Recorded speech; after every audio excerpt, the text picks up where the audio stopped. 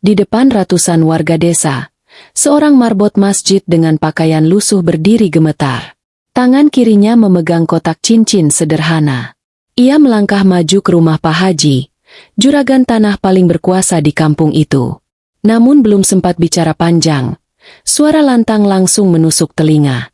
"Kamu marbot miskin, berani-beraninya melamar anak saya yang cantik dan terpelajar. Pergi dari sini." Suasana mendadak hening. Semua mata memandang rendah. Tapi siapa sangka, inilah awal kisah yang mengguncang seluruh desa.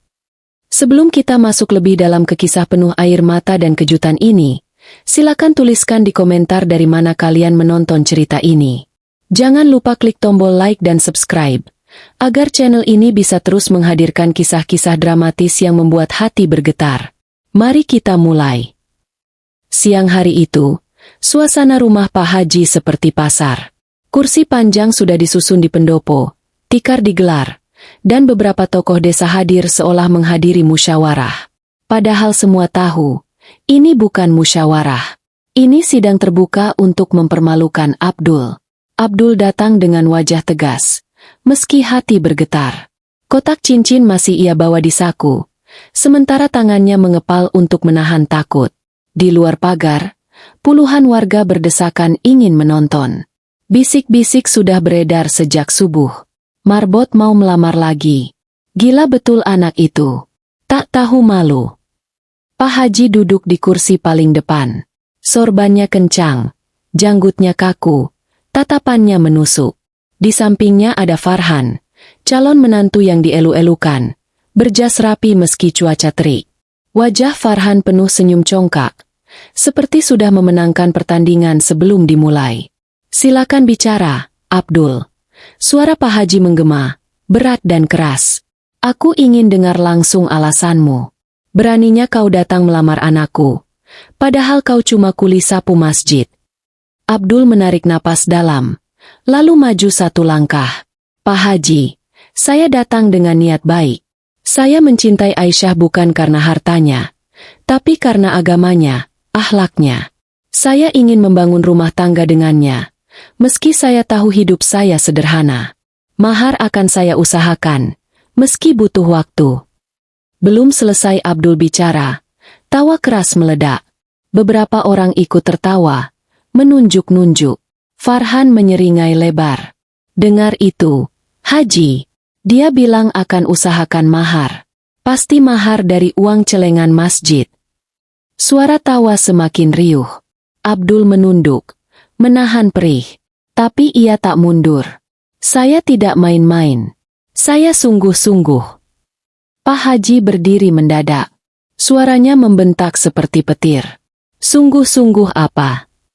Kau menghina aku, Abdul. Anak juragan tanah mau disandingkan dengan marbot kere." Ia menggebrak meja kayu hingga gelas bergetar. Lalu dengan gerakan cepat, Pak Haji meraih golok besar yang disandarkan di tiang pendopo. Warga di luar pagar terpekik. Beberapa perempuan menutup mulut. "Kalau kau tidak segera angkat kaki, golok ini akan aku hadiahkan ke tengkukmu," teriak Pak Haji. Abdul kaku, tapi matanya menatap lurus. Suara bergetar keluar dari bibirnya. "Pak Haji, membunuh saya tidak akan memadamkan niat saya. Saya tidak datang untuk melawan. Saya hanya ingin jujur. Kalau saya ditolak, biarlah saya dipermalukan di sini. Tapi cinta saya kepada Aisyah tidak bisa kau bunuh dengan besi." Wajah Pak Haji semakin merah. Farhan berdiri, ikut menuding Abdul. "Sudah jelaskan, Haji. Orang ini gila. Kalau tidak diusir sekarang, besok-besok dia akan bikin onar lagi. Biarlah aku yang usir." Farhan maju dan mendorong dada Abdul dengan kasar. Abdul terhuyung, hampir jatuh. Warga bersorak. Sebagian bersiul seakan menonton tontonan hiburan. Abdul berdiri lagi, mengangkat wajah. "Saya tidak akan melawan. Tapi ingatlah, Pak Haji, orang miskin seperti saya juga punya kehormatan.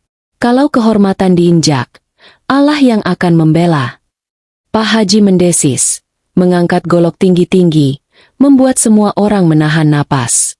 Sejenak, Bayangan tajam itu berkilau di bawah matahari. Namun istrinya buru-buru menarik lengan Pak Haji. "Cukup, Bang. Jangan di depan orang banyak." Pak Haji melempar golok ke tanah dengan kasar. Besi itu menancap di papan, bergetar lama. Ia menunjuk Abdul dengan telunjuk gemetar penuh amarah. "Pergi dari sini. Sekali lagi kau sebut nama anakku, bukan golok di tanah, tapi darahmu yang akan mengalir." Abdul menunduk dalam. Langkahnya mundur perlahan, diiringi ejekan dan tawa. Dari balik jendela, seberkas kain biru bergerak. Aisyah. Wajahnya pucat, matanya basah, tapi ia tak bisa berbuat apa-apa. Abdul pergi dengan dada hancur. Kotak cincin di saku seolah berubah jadi batu panas yang membakar kulitnya. Warga mengikuti dengan pandangan penuh hina. Sementara Pak Haji masih berdiri gagah di pendopo, merasa menang.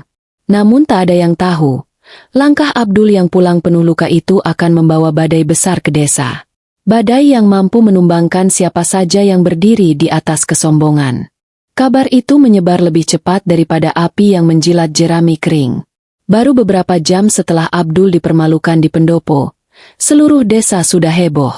Dari warung kopi, sawah, hingga perempatan jalan, semua bibir hanya membicarakan satu hal. Marbot miskin yang berani melamar anak Pak Haji dan pulang dengan kepala tertunduk, diiringi golok yang hampir ditebas ke arah lehernya.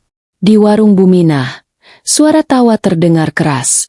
"Aku lihat sendiri, Bu. Goloknya hampir ditebas.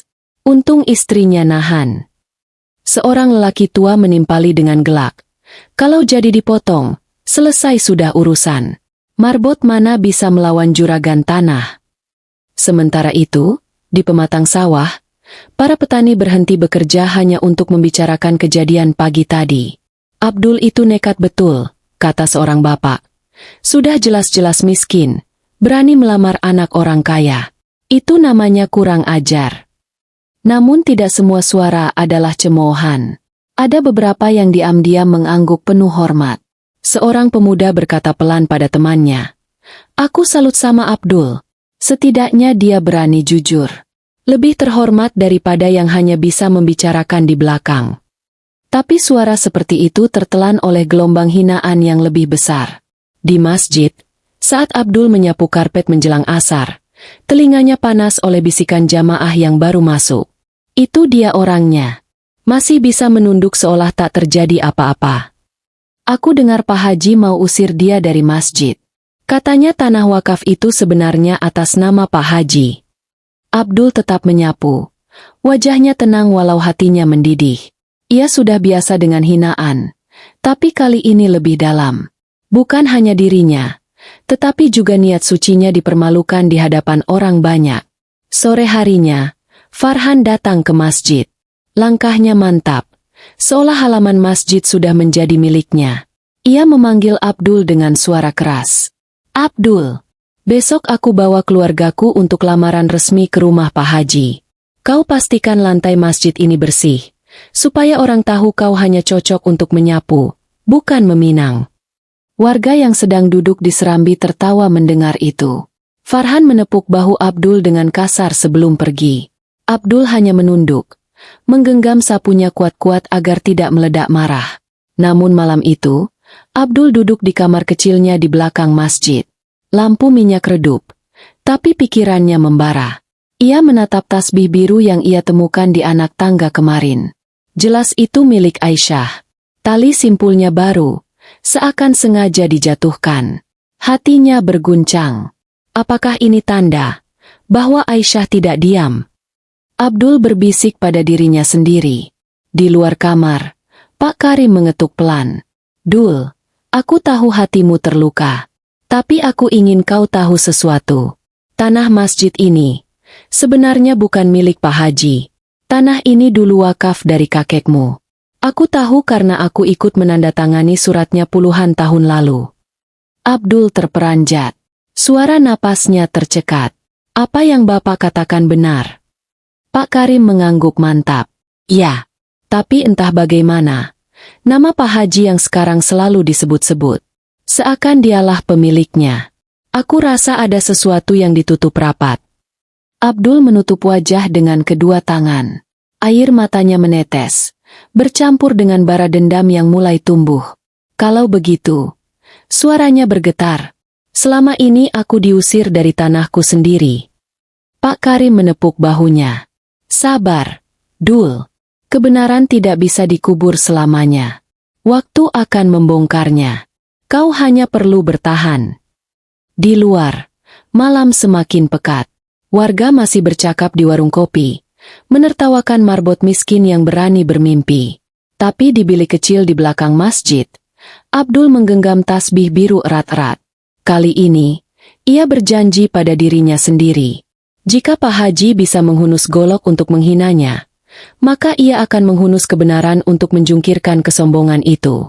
Dan ketika rahasia tanah wakaf terbuka, semua kepala yang kini menundanya akan tertunduk dalam rasa malu.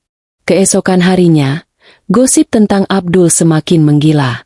Bukan hanya di desa, bahkan orang dari kampung sebelah ikut membicarakan. Semua mata kini tertuju pada marbot miskin yang dianggap tak tahu diri, berani melamar anak juragan tanah. Di warung kopi milik Pak Jono, suara-suara bercampur seperti sengaja untuk menusuk telinga Abdul. Katanya Abdul mau nikah sama Aisyah. Hahaha, mimpi di siang bolong. Lah iya, Aisyah itu calon nyonya besar. Farhan sudah siapkan lamaran besar-besaran. Abdul itu apa? Paling-paling bisa kasih mahar sapu lidi.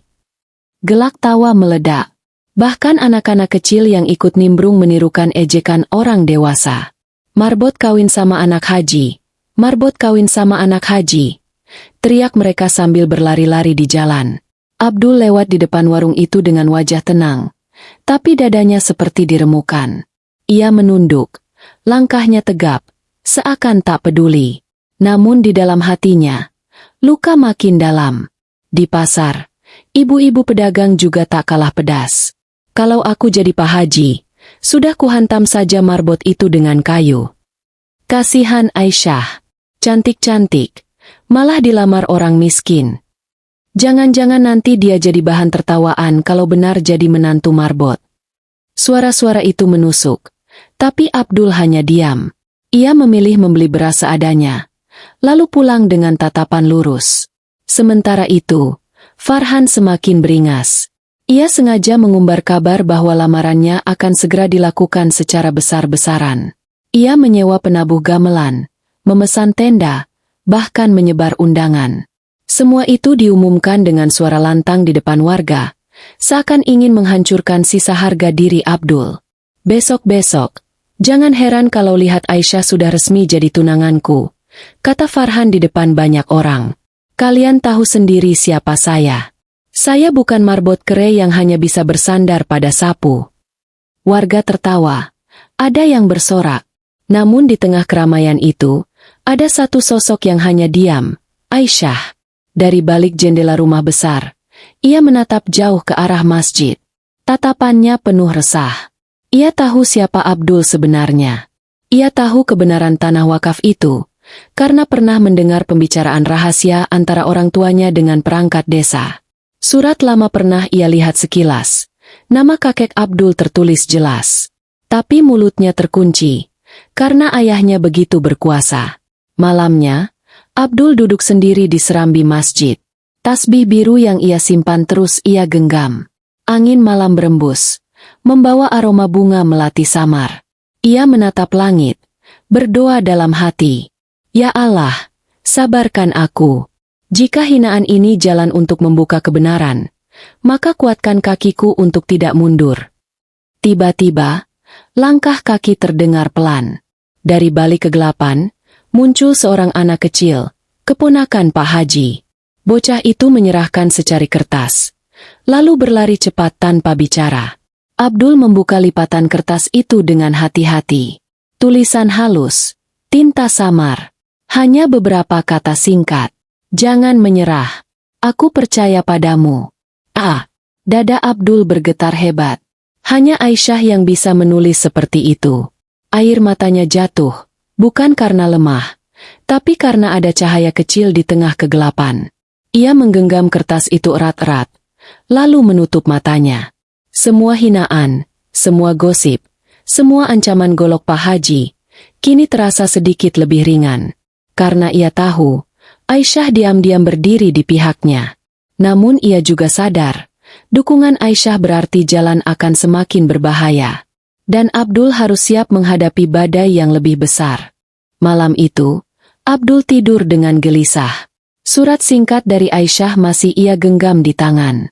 Kata-kata itu sederhana, tapi terasa seperti api yang membakar semangatnya kembali. Ia tahu kini, Aisyah tidak sepenuhnya diam.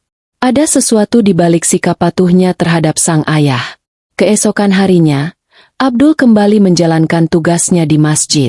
Ia menggulung karpet, menyapu halaman, menyalakan kipas. Warga yang datang untuk sholat masih melemparkan tatapan sinis. Beberapa berbisik, sengaja meninggikan suara agar terdengar. Itu dia marbot yang tak tahu malu. Besok paling diusir dari masjid, tinggal di jalan. Abdul tetap menunduk. Tapi di dalam hatinya, kalimat Pak Karim kemarin terus terngiang.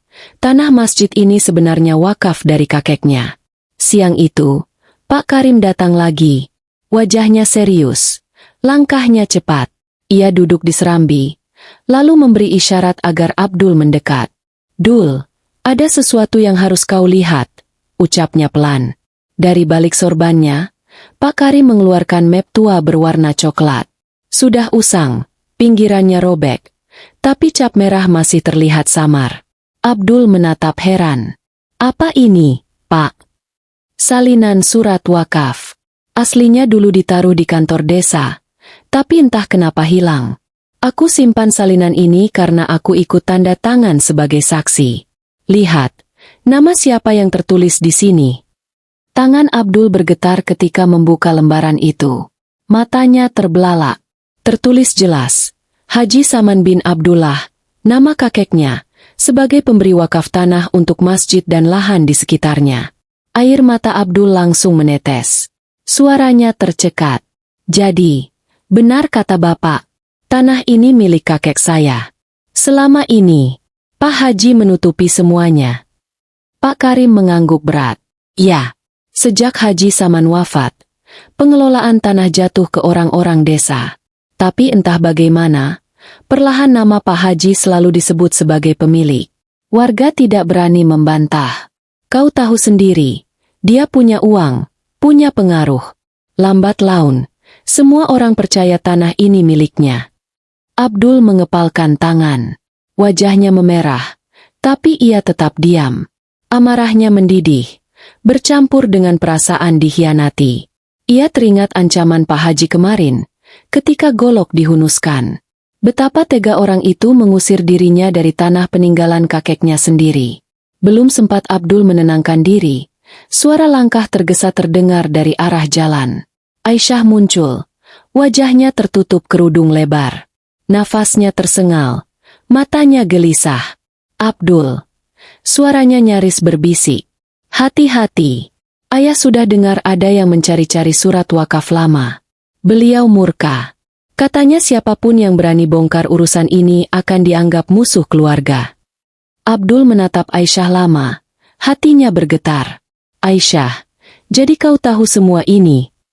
Aisyah menggigit bibir, matanya berkaca. "Aku tahu. Aku pernah lihat surat asli di lemari ayah. Tapi malam itu, aku lihat beliau membakar sebagian dokumen. Aku tak bisa menghentikan. Aku hanya bisa menyelamatkan salinan kecil yang kusembunyikan." Ia mengeluarkan selembar kertas lusuh dari balik jilbabnya. Kertas itu hanya setengah lembar, tapi cukup untuk memperkuat bukti. Di bagian bawahnya masih tertera tanda tangan saksi, salah satunya milik Pak Karim. Abdul menerima kertas itu dengan hati yang campur aduk. Tangannya gemetar, bibirnya bergetar membaca huruf demi huruf. "Jadi selama ini, aku diusir dari tanah keluargaku sendiri, dan semua orang menertawakan aku, tanpa tahu kebenarannya." Pak Karim menatap Abdul dengan serius. "Dul, ini waktunya kau berdiri. Jangan hanya jadi marbot yang diinjak. Kau pewaris sah tanah ini. Kalau kau diam, kesewenang-wenangan Pak Haji akan makin menjadi." Abdul menunduk, menggenggam kedua kertas itu. Tatapannya penuh bara. Ia menoleh ke arah menara masjid. Suaranya lirih tapi tegas. Kalau kebenaran ini memang harus dibuka, aku tidak akan lari lagi. Biarlah semua hinaan jadi saksi. Suatu hari, orang-orang yang menertawakan aku akan menundukkan kepala mereka sendiri. Aisyah menggenggam tangannya sebentar, lalu buru-buru pergi sebelum ketahuan. Bayangan jilbab birunya lenyap di tikungan jalan, meninggalkan Abdul dengan hati yang bergetar keras. Hari itu, Abdul bukan lagi sekadar marbot yang terluka. Ia kini menyimpan rahasia besar yang bisa mengguncang seluruh desa. Dan ketika waktunya tiba, rahasia itu akan menjadi senjata yang lebih tajam dari golok Pak Haji. Hari-hari berikutnya terasa makin berat. Sejak gosip lamaran gagal menyebar, tatapan warga pada Abdul berubah semakin kasar. Anak-anak berani menirukan ejekan orang tuanya, melempar kerikil kecil ke arah Abdul saat ia menyapu halaman masjid. Sementara di warung kopi, nama Abdul jadi bahan tertawaan setiap malam. Namun, di balik hinaan itu, Abdul kini memegang 2 lembar kertas rapuh, salinan surat wakaf dari Pak Karim, dan potongan asli yang diselamatkan Aisyah. Setiap malam ia membaca berulang-ulang, seolah menguatkan dirinya bahwa kebenaran masih ada, meski tertutup debu keserakahan. Pak Haji rupanya mulai gelisah. Kabar tentang orang-orang yang membicarakan surat wakaf lama sampai juga ke telinganya. Di pendopo rumah, ia menggebrak meja hingga piring-piring berguncang. Siapa yang berani-berani membongkar masa lalu itu? Bentaknya. Perangkat desa yang hadir saling pandang, ketakutan. Farhan yang duduk di sampingnya hanya tersenyum sinis. Sudah jelas. Haji. Siapa lagi kalau bukan si Abdul? Dia pasti cari-cari alasan setelah ditolak. Orang seperti itu licik. Sebelum dia menyebar fitnah lebih jauh, sebaiknya kita sikat. Pak Haji mengangguk berat. Matanya menyala penuh amarah. Ya, orang miskin macam dia kalau dibiarkan bisa bikin onar. Aku akan tunjukkan siapa yang berkuasa di desa ini. Keesokan harinya, setelah sholat Jumat, suasana masjid mendadak berubah mencekam. Pak Haji berdiri di mimbar. Suaranya keras memantul ke seluruh ruangan. Saudara-saudaraku, aku mendengar ada orang yang berani menyebarkan fitnah. Katanya tanah masjid ini bukan milikku. Katanya wakaf dari orang lain. Itu semua bohong. Bisik-bisik mulai terdengar. Jamaah saling berpandangan. Sebagian terkejut, sebagian pura-pura tidak tahu. Abdul yang duduk di saf belakang merasakan tatapan puluhan mata mengarah padanya. Pak Haji menunjuk tajam ke arah jamaah. Dan aku tahu siapa biang keroknya. Si marbot kere itu. Si Abdul. Dia bukan hanya berani melamar anakku, tapi sekarang berani menuduhku perampas tanah. Suara gaduh pecah. Sebagian jamaah berteriak. Kurang ajar. Usir saja. Sementara yang lain hanya diam. Takut berkomentar. Abdul berdiri perlahan. Dadanya berdegup keras, tapi wajahnya tenang. Pak Haji, suaranya lantang. Saya tidak menyebar fitnah. Saya hanya tahu kebenaran. Tanah ini bukan milik Bapak. Tanah ini wakaf dari kakek saya, Haji Saman bin Abdullah. Suasana langsung meledak. Jamaah bersorak. Ada yang menertawakan, ada yang tercengang. Pak Haji mendidih. Ia turun dari mimbar, langsung menghampiri Abdul. Wajahnya merah padam. Tangan kanannya meraih gagang golok yang selalu ia bawa di pinggang. Berani sekali kau bicara begitu di depan orang banyak. Bentaknya. Kalau bukan di dalam rumah Allah ini, sudah kupenggal lidahmu. Farhan ikut maju, mendorong dada Abdul dengan kasar. Kau pikir siapa yang akan percaya pada orang sepertimu? Warga lebih percaya pada Pak Haji. Kau tidak punya bukti. Abdul hampir terjatuh, tapi ia tetap menegakkan badan. Sorot matanya tidak lagi gentar. Bukti itu ada, Farhan. Dan ketika waktunya tiba, aku akan tunjukkan. Biar semua orang tahu siapa yang sebenarnya berhak. Pak Haji menghunus golok, membuat jamaah terpekik. Beberapa orang mencoba menahan. Tapi sorban Pak Haji sudah terlepas. Wajahnya liar seperti singa. Aku tidak butuh bukti. Yang aku punya hanyalah kekuasaan. Dan kekuasaan itu cukup untuk menghancurkanmu. Abdul berdiri tegak. Wajahnya pucat tapi matanya bersinar. Kekuasaan bisa menutup mulut orang, Pak Haji. Tapi tidak bisa menutup langit. Langit akan bersuara ketika kesombongan sudah terlalu tinggi. Suasana masjid mencekam. Golok berkilat di tangan Pak Haji. Jamaah menahan napas. Sebagian anak-anak menangis. Namun sebelum golok itu bergerak lebih jauh, suara lantang Pak Karim memecah ketegangan. Cukup, Haji. Jangan nodai rumah Allah dengan darah. Kalau kau berani bilang tanah ini milikmu, aku yang pertama kali akan menantangmu dengan bukti. Pak Haji menoleh dengan mata melotot. Tapi Pak Karim tetap berdiri di tengah, menghadang dengan tubuh tuanya. Abdul memandang keduanya. Dadanya berdegup. Di tangannya, kertas lusuh wakaf terasa panas seolah berdenyut. Ia tahu, waktunya semakin dekat. Rahasia besar ini tidak bisa disimpan lama lagi. Hari itu, langit mendung seolah ikut menahan napas. Kabar bahwa Abdul akan membawa bukti membuat seluruh desa berbondong-bondong datang ke masjid. Halaman penuh sesak. Suara bisik-bisik menggema seperti gelombang. Pak Haji duduk di depan mimbar. Wajahnya muram tapi matanya menyala penuh amarah.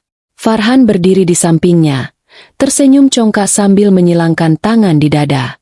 Hari ini kita tuntaskan. Biar orang-orang tahu siapa yang berkuasa di desa ini, bisiknya pada Pak Haji. Abdul melangkah masuk ke masjid. Pakaiannya sederhana, tapi langkahnya mantap. Di tangannya ada map coklat usang yang selama ini ia sembunyikan. Di belakangnya, Pak Karim ikut masuk dengan wajah serius. Suasana langsung hening ketika Abdul berdiri di depan jamaah. Ia menatap ke sekeliling, lalu menarik napas panjang. Saudara-saudaraku, suaranya lantang. Selama ini aku dihina, ditertawakan, bahkan diancam dengan golok. Kalian tahu aku hanya marbot, penjaga masjid yang sederhana. Tapi hari ini, aku tunjukkan siapa aku sebenarnya. Ia membuka map, mengangkat lembaran tua yang berstempel merah. Inilah surat wakaf. Tanah masjid dan lahan di sekitarnya bukan milik Pak Haji. Tanah ini wakaf dari kakekku, Haji Saman bin Abdullah. Ada saksi yang menandatangani. Salah satunya adalah Pak Karim yang masih hidup hingga sekarang. Pak Karim maju, mengangguk tegas. Benar, aku saksi. Aku ikut menandatangani surat ini puluhan tahun lalu. Kebenaran tidak bisa dibakar atau dihapus. Nama Haji Saman tercatat jelas. Geger seketika. Jamaah saling berbisik. Sebagian berdiri hendak melihat lebih dekat. Beberapa orang tua mengangguk-angguk, seolah mengingat sesuatu yang lama terkubur. Wajah Pak Haji memerah. Ia berdiri, menghentakkan kaki. Fitnah. Semua ini rekayasa. Aku pemilik tanah ini. Semua orang tahu. Abdul menatap lurus. Suaranya tidak goyah. Kalau Bapak yakin, buktikan. Tunjukkan surat asli atas nama Bapak. Tapi kalau tidak ada, berhentilah bersembunyi di balik kekuasaan. Karena kebenaran lebih tajam dari golok yang Bapak hunuskan padaku. Tiba-tiba, Aisyah muncul dari barisan belakang. Jilbab birunya berkibar, matanya berkaca-kaca. Dengan tangan gemetar, ia mengangkat selembar kertas setengah hangus. Ini, potongan surat asli yang ayah coba bakar. Aku yang menyelamatkannya. Suara jamaah semakin riuh. Semua mata kini menoleh ke Pak Haji. Farhan panik, wajahnya pucat. Haji, katakan sesuatu. Pak Haji terdiam. Keringatnya menetes deras. Golok yang tergantung di pinggangnya bergetar saat tangannya gemetar. Tapi kali ini tidak ada seorang pun yang berani menahannya. Semua mata memandang dengan tuduhan. Abdul melangkah maju, menatap Pak Haji dengan tenang. Bapak bisa menghinaku di depan orang kampung. Bapak bisa mengancamku dengan golok. Tapi Bapak tidak bisa melawan sejarah. Masjid ini berdiri di atas tanah wakaf kakekku. Dan aku, pewaris sah dari tanah ini. Suasana pecah. Beberapa warga langsung bersujud, menangis karena kebenaran akhirnya terbongkar. Ada yang menepuk bahu Abdul dengan hormat, ada yang memandang Pak Haji dengan tatapan penuh kecewa. Pak Haji berteriak, mencoba menguasai kerumunan. Tapi suaranya tenggelam. Farhan berusaha menarik Aisyah, namun Aisyah menepis tangannya. Dengan berani ia berdiri di samping Abdul, memegang tasbih biru yang dulu sengaja ia jatuhkan. Aku memilih Abdul. Bukan karena tanah ini, tapi karena kejujurannya. Suara Aisyah gemetar, namun jelas. Pak Haji terdiam. Golok di tangannya jatuh ke lantai. Beradu keras lalu tergeletak tanpa daya. Untuk pertama kalinya, lelaki itu tidak lagi terlihat gagah. Ia hanya seorang tua yang kalah oleh kebenaran. Abdul menunduk. Air matanya jatuh. Bukan air mata lemah, melainkan air mata lega. Semua hinaan, semua ejekan, semua ancaman, kini berganti dengan pengakuan. Di halaman masjid, warga berteriak-teriak, "Hidup Abdul! Hidup pewaris wakaf!" Suara itu menggema ke seluruh desa. Hari itu, martabat seorang marbot yang dulu diinjak-injak berdiri lebih tinggi daripada sorban seorang juragan tanah. Dan sejak saat itu, nama Abdul tidak lagi disebut dengan hinaan, tapi dengan hormat.